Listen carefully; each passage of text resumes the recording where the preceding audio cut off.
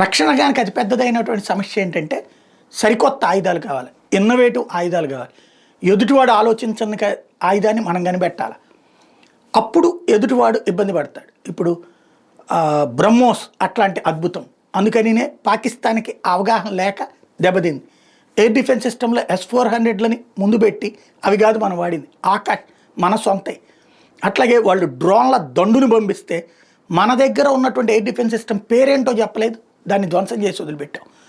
అట్లాగా ఇవన్నీ చేయాలంటే రీసెర్చ్ ఉండాలి, రీసెర్చ్కి ఇండస్ట్రీస్ ఉండాలి, ఆ ఇండస్ట్రీస్ కార్పొరేట్ సంస్థలు ఉండాలి, వాళ్ళకి ప్రోత్సాహం ఉండాలి. ప్రోత్సహిస్తుంటే వాళ్ళు ఏదైనా చేస్తారు. ఇప్పుడు దానికోసం ఏకంగా 1,00,000 కోట్లు కేటాయించడం డిఫెన్స్ రీసెర్చ్కి.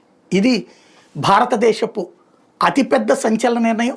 అమెరికా, యూరప్ దేశాల్లో పోటీ పడగలిగినటువంటి సత్తా దిశగా ఆయుధ వ్యాపార రంగంలో మనం చేయబోతున్నటువంటి పరుగు ప్రపంచ దేశాలకి ఒక షాకింగ్ పరిణామం. రాబోయే రోజుల్లో కంగారు పడేటటువంటి సిచ్యుయేషన్.